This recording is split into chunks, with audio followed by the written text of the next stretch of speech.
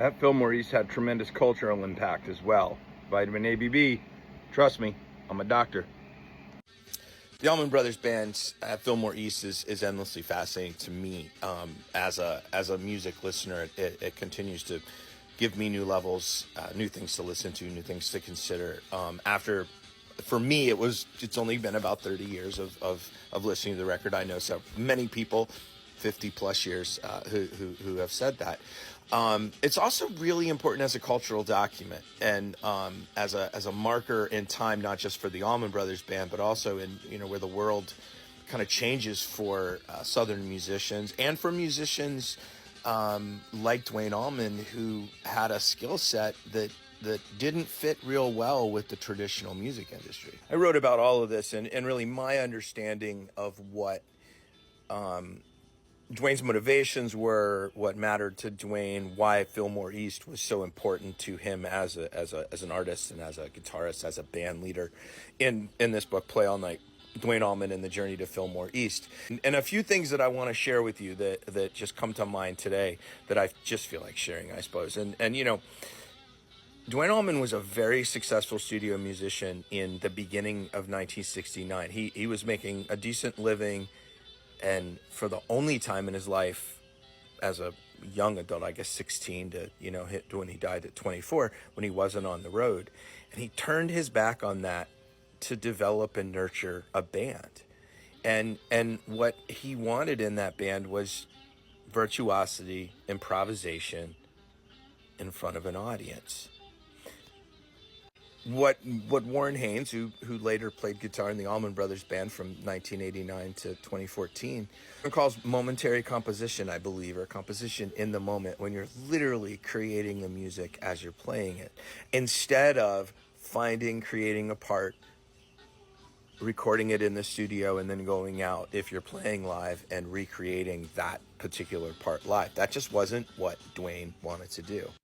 At Fillmore East was the Allman Brothers Band's third album. They were really an unknown, very underground even through this point, even though they'd released 2 records. People knew about them. Those who had seen them live just went bonkers, apeshit about them.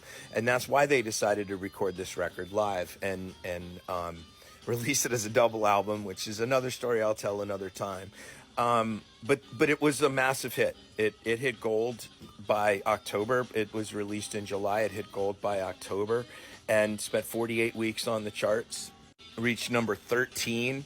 And as just, At Fillmore East has been regarded as one of the greatest rock albums in the canon ever since. But here's the, for me, the significance, and I'm going to quote a little bit from my introduction of Play All Night, because it reflects really the significance here. At Fillmore East is the most significant recorded work by a band regarded as one of the most important of its era.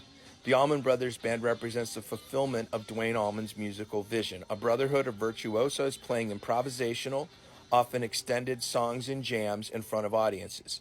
Fillmore's original compositions and covers offer the ABB's distinct blend of Southern music, driving psychedelic blues rock, played with the improvisational freeform of jazz. The record is Duane's masterpiece, not only as a guitar player, but also as a band leader. He chose bandmates who pushed musical boundaries and drew inspiration from the guitar-based freeform attacks of British blues groups, most notably Cream. To this mix, he added an important new element, dual lead guitars. In Dickie Betts, Duane brought in a player everyone acknowledged as his equal. Bassist Barry Oakley, himself a former lead guitarist, commanded the bass as a third lead instrument, giving the bass 3 guitar soloists. The band, 2 drummers, a rare combination in rock, provided a foundation that simultaneously grounded the band rhythmically as it propelled the music forward with an unusually powerful sound. Although he was its star, Duane built the band as a band of musical equals. On At Fillmore East, Duane's bandmates play precise, intentional improvisations, unconstrained by form or format. Throughout the record's 78 minutes, each musician plays with a confidence that belies the tightrope he walked. They were collectively composing complex music in the moment while recording live in front of an enthusiastic audience they held in thrall. They played what they felt.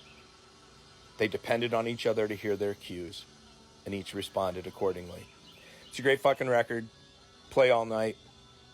is pulled. My title is pulled from "You Don't Love Me," 1618 or so in the streaming service that I use, and it was the breakthrough. And of course, the tragedy of the story is Duane dies right after they find out it went gold in October.